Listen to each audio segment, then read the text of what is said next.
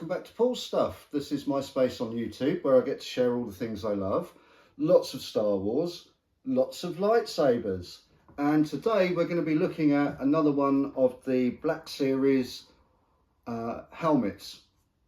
It's a helmet that's just been released in December of 2023. And as you can see from what's on the table, it's this Carson Teva X-Wing Pilot helmet. Now this isn't an unboxing because I have already unboxed it, but I brought the box so that you can have a look at what the packaging looks like. It is Hasbro's standard X-Wing helmet, just repainted to represent Carson Teva's helmet from Ahsoka and the Mandalorian now, and the Book of Boba Fett, I believe. So we'll pop the box on one side and we will bring up the helmet for you to have a look at. So this is the Carson Teva Black Series X-Wing Pilot helmet. It's a little bit different from the other X-Wing helmets we've had, in that all of the other X-Wing helmets, we've had three so far. There's the Luke Skywalker, the Wedge Antilles and the Trapper Wolf, and all three of those have been weathered. So I was kind of expecting this to be weathered as well, but when I found pictures of Carson Teva online, I'll put some up on the screen for you. When I looked at pictures of Carson Teva online, his helmet is always pristine, so this is actually spot on accurate in terms of finish to what we see on screen. Very nicely done, as you can see. I did notice that on this roundel, I don't know whether the blue is too small or it's just leaked underneath, but there is a little bit around here. Again, I'll try and put a picture on screen where the yellow is over the top of the blue. It doesn't notice that much, but you can see it. But overall, a great helmet. Now, when I did unbox this one, for some reason the visor wasn't connected in. I had to push the visor into its clips. But other than that, it arrived in perfect condition. They come, as these helmets do, in tissue paper and bags and things, and they're really well protected in those boxes. So yeah, has the normal pad system that the X-Wing helmet has. Now I do, as a matter of course, on the side pads put a couple of extra little Velcro dots, self-adhesive Velcro dots in. As these come, Hasbro only put 2 Velcro pieces inside for the pads to hold on to, and they do have a tendency to move around a little, so I just get some self-adhesive Velcro dots, put those on the inside, and they're absolutely, these pads are rock solid now. They're not going anywhere. The only other thing I've done to this is looking at pictures of Carson Teva. Don't see it on any other helmets, but on Carson Teva's chin strap there is this additional buckle. Again, I'll try and put up a photo with this pointed out for you. So I went onto YouTube and got a 20mm slide buckle and put that on the strap, just to add that little bit of extra accuracy to it. I know these aren't hugely accurate helmets, but I like to tinker and play with them and get them a little bit better than they come out of the box. So we'll move on to the electronics. So as with all of these helmets, this has a little switch in the back, and you have two settings. Each of these helmets has two sound reels on it, which will give you sounds for different scenes from the movies. Then in the case of the A New Hope and Empire Strikes Back helmets, the Luke and the Wedge, they both have sound reels which are from the character's perspective. So in the Luke helmet you don't hear Luke speaking, and in the Wedge helmet you don't hear Wedge speaking, because you're wearing Luke or Wedge's helmet. This one and the Trapper Wolf are slightly different in that in this one you will hear Carson Teva, and in the Trapper Wolf you will hear Trapper Wolf. Now I think the reason for that, you know, the two original trilogy helmets, they come from movies which have long scenes. You've got the long Battle of Yavin scene, you've got the long Battle of Hoth scene, and they can pull off plenty of audio that is going on around the character rather than using the character's audio. This and the Trapper Wolf come from the TV series. Their appearances are both pretty limited, and the scenes they're in are quite short. And if you cut out the dialogue from, in this case, Carson Teva, you wouldn't have much on this helmet at all. And indeed, the Trapper Wolf, the first sound reel on the Trapper Wolf is the Ranzar Station attack, and you've literally got two pieces of dialogue from Trapper Wolf on that. So let's have a look at this helmet and see what we've got on here. So the first reel is actually the same as the second reel on the Trapper Wolf helmet. Let's bring that helmet up as well so that you can see that helmet. This is the Trapper Wolf. So the first reel on this is exactly the same sound reel as on this, and that's the Razor Crest intercept from episode 2 of season 2 of The Mandalorian.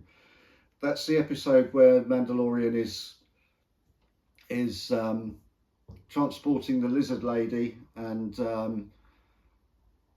yeah, he gets caught by 2 X-Wing pilots. There's a chase.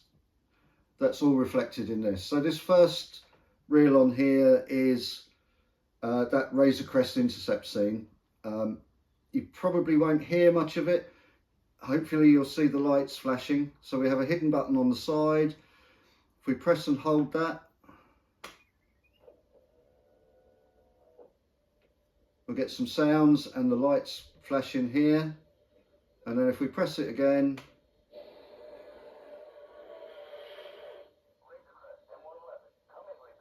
hopefully you can hear some of that. It's very faint probably to yourselves.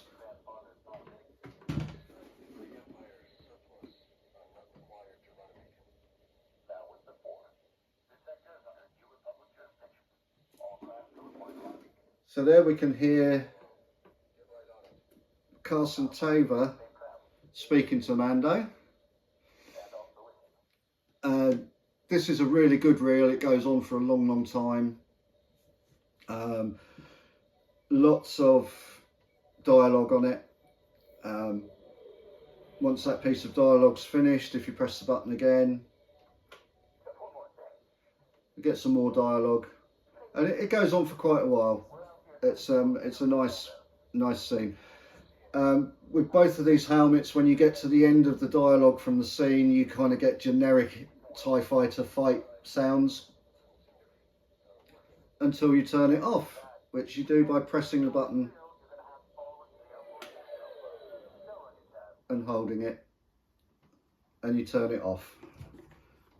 So the second scene on here, which is the scene that is unique to this helmet, is the N1 Starfighter intercept scene from episode 5 of the Book of Boba Fett.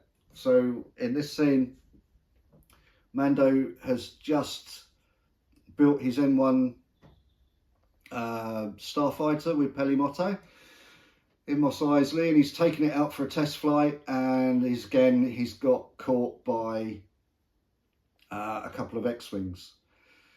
So we'll start this up, and hopefully you'll see the lights flash in the visor.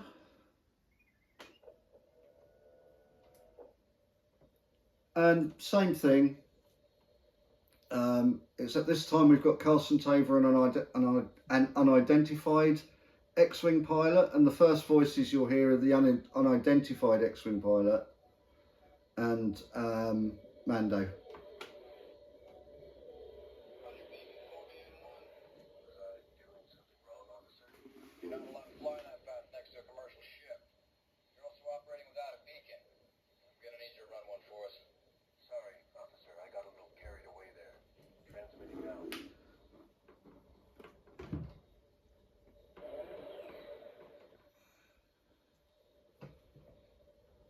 And we've got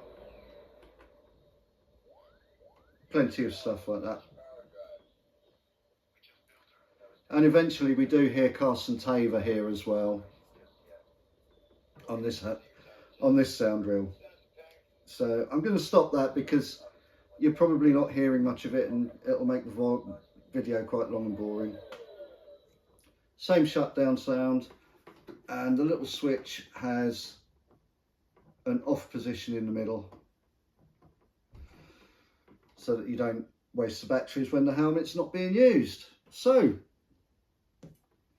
that's pretty much everything there is to say about the Carson Teva helmet. It's another great helmet. I love it. Goes well with the collection, pairs up nicely with the Trapper Wolf. That scene in the Mandalorian, season 2 of the Mandalorian, we actually see both of these helmets in the same scene. Yeah, great helmet. Helmet accessories, the stands that I use come from English Heritage. Be a link in the description to where you can get these. The Carson Teva helmet I bought from Star Action Figures here in the UK. It's currently retailing at, I think, $131.99. They have it slightly less than that.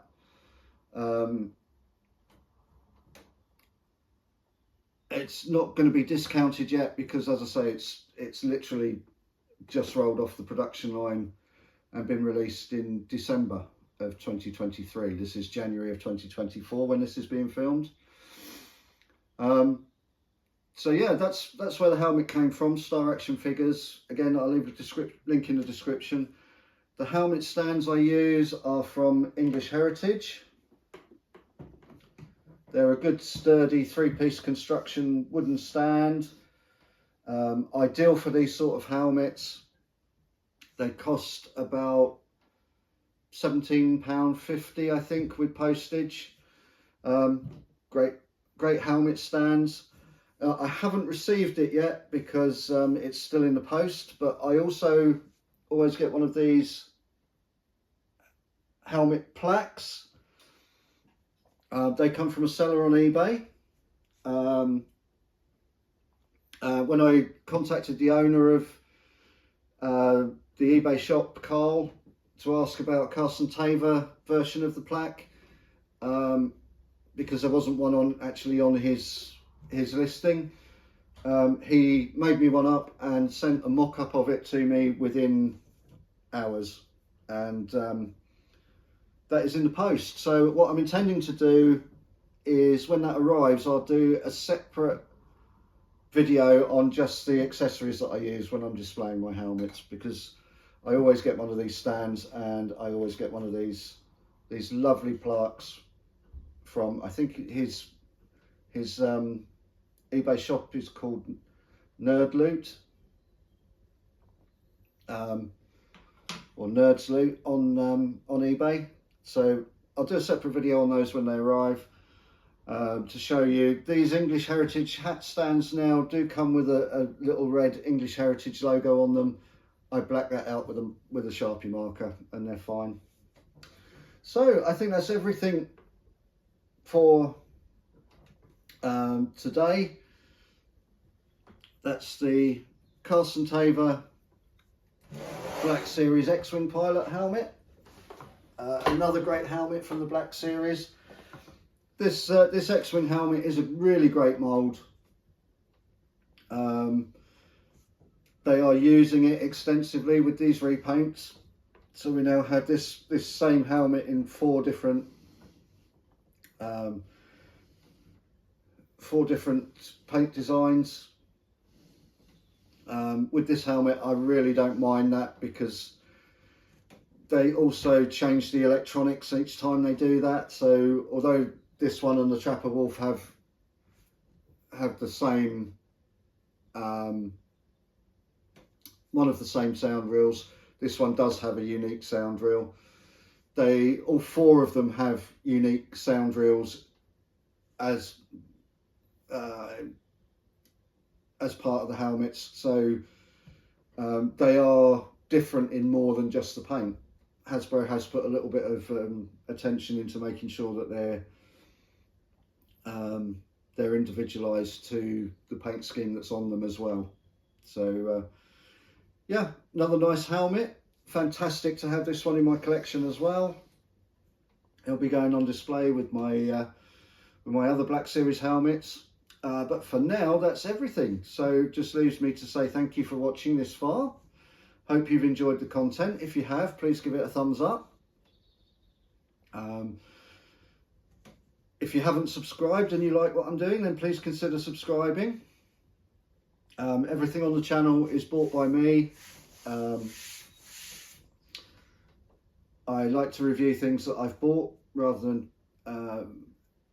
partnering up with companies. I want to keep the integrity of the channel's reviews, and one way I feel I can do that is by making sure that I don't have links to retailers or companies that are making these things. So thank you again for watching. Please consider liking and subscribing. But today, that's everything. So all that leaves me to say is cheerio, everyone.